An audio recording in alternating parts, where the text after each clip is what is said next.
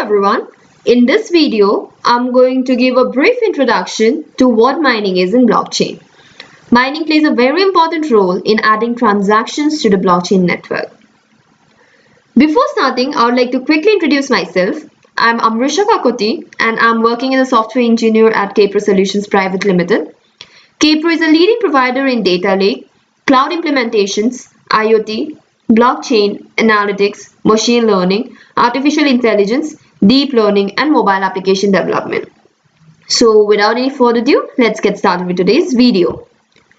So the topics we'll be covering in this video are: what is mining, blockchain network and mining nodes, and how does a block get mined. So let us start with what is mining. So mining is the process in which transactions are added to the blockchain. The people or the machines that carry out this process are called miners. So before going deep into the process of mining, let us first see what the blocks consist of. Here, I would like to take you to this website, which is www.blockchain.com/explorer, which is a real-time snapshot of the Bitcoin blockchain. So let me quickly take you to that website. So here you can see the most recent block will appear here, and this can be traced all the way back to the Genesis block. That is the first ever block created in the blockchain network. So if I click here on view more,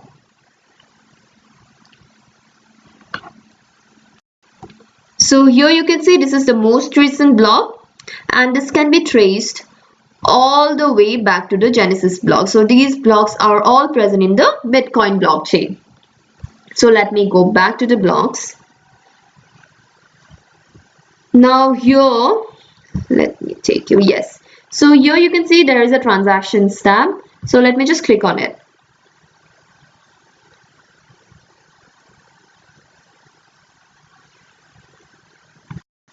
So here you can see all the recent transactions that are floating around in the Bitcoin network. So if I click here on the most recent transaction, which was created 11 seconds back. So here you can see it is written as unconfirmed transaction. So this means that this transaction is not yet added to a block and is still in the unconfirmed transaction pool. Now wait, we have not talked about what this unconfirmed transaction pool is, right? So, but don't worry, I'll talk about it in this video itself.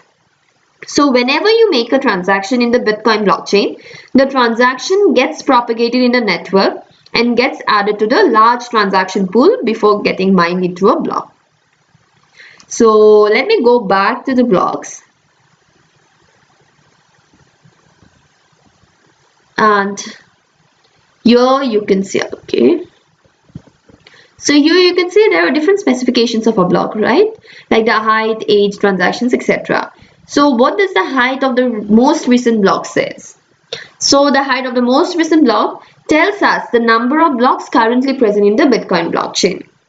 So currently there are 5,51,577 blocks in the Bitcoin blockchain. Now what does this age says? So this age tells us when this block was created. So this block was created 49 minutes back. And this transactions tells us how many transactions are present in a block. So this number of transactions need not be the same in all the blocks because for example, the size of a block in Bitcoin is 1 MB. So it can hold just one transaction of size 1 MB or multiple transactions whose sizes sum up to be 1 MB. Now here if I click on the most recent block,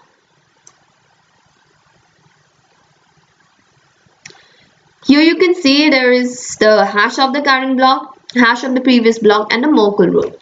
So if you are not familiar with what this hash, previous block hash, and Merkle root is, I would strongly recommend you to follow my other video on hash and Merkle root, because without having any understanding about these terms, it would be very difficult for you to understand what I'll be talking about in this video. So I would strongly recommend you to watch that video related to Merkle root and Merkle tree and hashing before proceeding any further. So I've put the link to that video in the description below. So this is all I had to show you in this website. Now let me go back to my slides. Now let us see what is the blockchain network and mining nodes. So this is what the blockchain network should look like in a crude way. So here every node in this network is connected to every other node in the network. So here all the circles, irrespective of the color, you can consider them as nodes. And I have colored these two circles because these nodes are these circles are the nodes with the mining software installed. So these are called the mining nodes. So here all the nodes will be involved in the validation process of transactions, but only these minor nodes will be involved in mining. So whenever new transaction is made, it will propagate through the entire network, and every node in the network will keep track of all the recent transactions that are propagating in the network.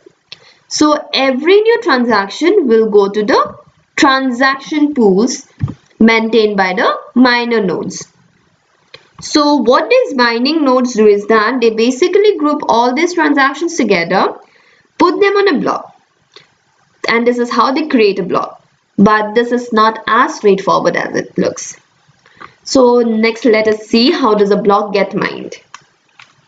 So let us consider that this is the current state of the blockchain.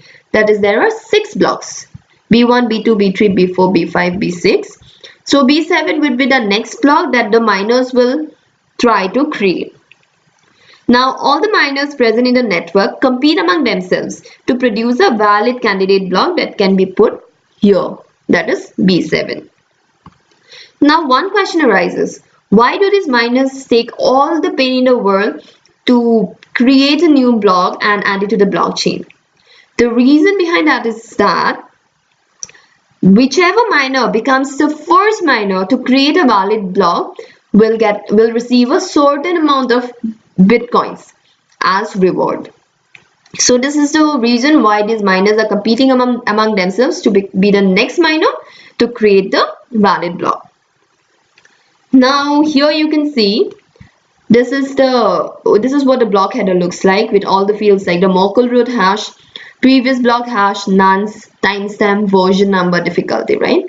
So what these miners do is that they simply put all these things together with the transactions they have put in the block, pass them through the hash function, and find the hash of the block. Looks very straightforward, isn't it? But this is not. What makes it difficult is this difficulty field. So what does this difficulty field say? So this difficulty field tells us that the hash of the block should have a certain number of leading zeros. To make you understand this, I would like to take you back to that website.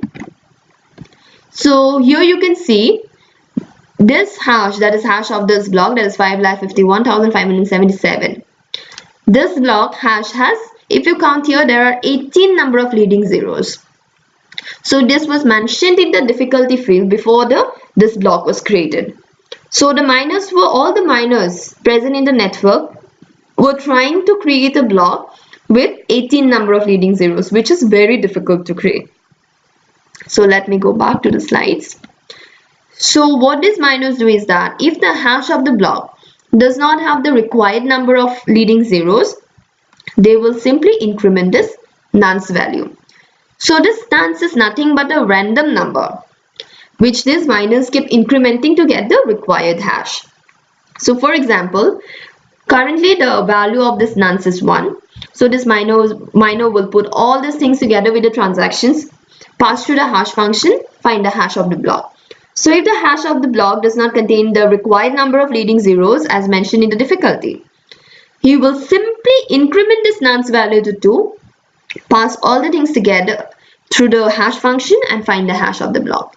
So this process will be repeated until the miner finds the required hash or any other miner finds the valid block or the required hash. So let me go back to my previous slide. Now look at this diagram. So I considered here there are 2 miners, right? So although in the real network there will be thousands of miners, right? But there is no way that I can draw here thousands of nodes. So I'll just consider, for the sake of simplicity, just 2 miners. So for example, this miner becomes the first miner to get the required hash with the required difficulty. So what this miner will do is that he will simply ask all other miners to stop mining and broadcast a block to all the nodes present in the network and ask them to validate that node and add it to their local copy of blockchain. So once the block gets validated, this miner receives a certain amount of Bitcoin as reward.